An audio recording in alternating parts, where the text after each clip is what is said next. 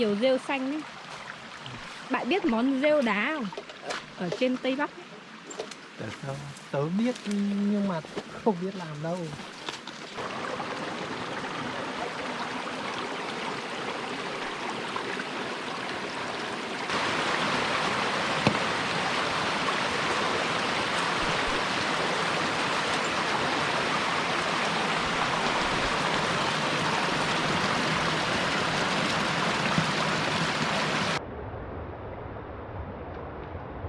Thế anh bạn bảo làm thuốc chữa xương khớp này.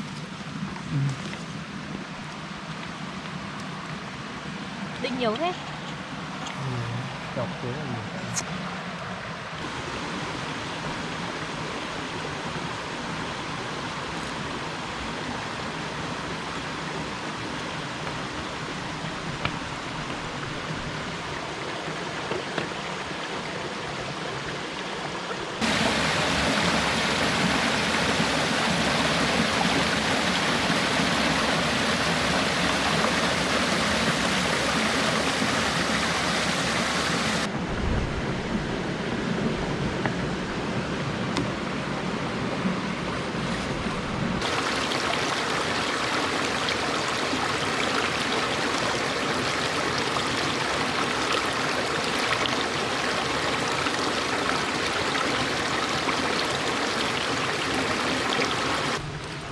Bạn lấy cái dây làm gì đấy?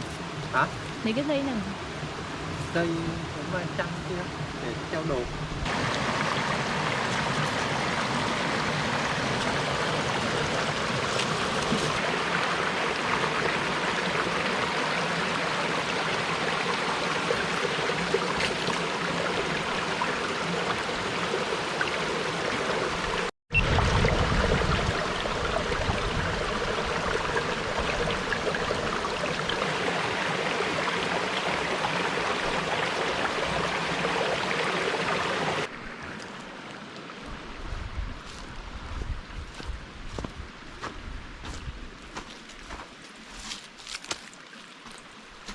Ôi Hùng ơi, kia có bụi lau đẹp cực.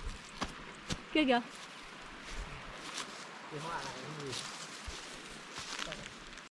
Cây xấu hổ. Đúng rồi. Hoa trinh nữ. Cái quả ăn được sao? Tớ không biết. Tôi thấy quả như quả đỗ ấy. Không ăn được rồi.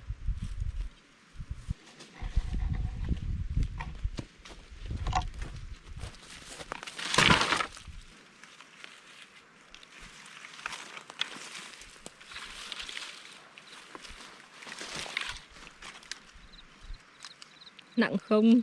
Không.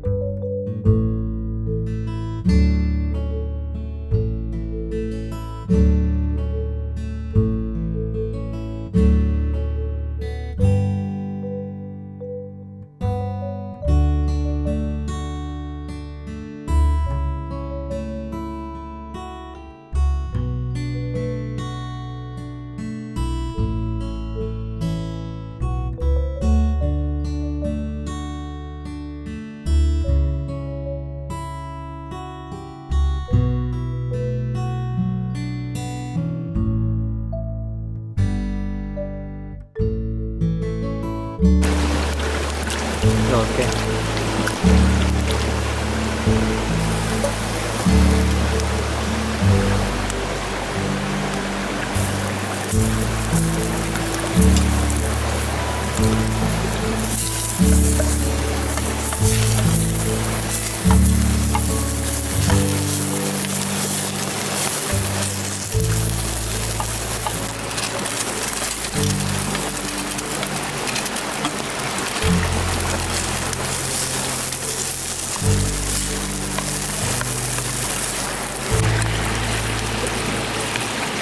Đây, có bỏ ra.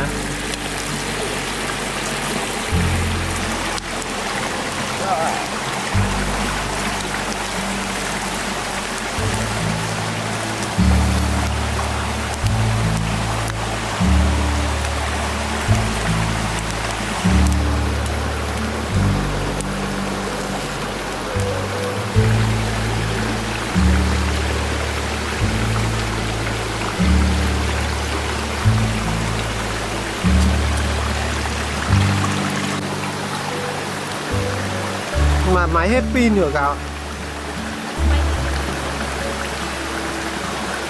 Cứ cắt. Cặp này nhá. Chấm. Cặp á.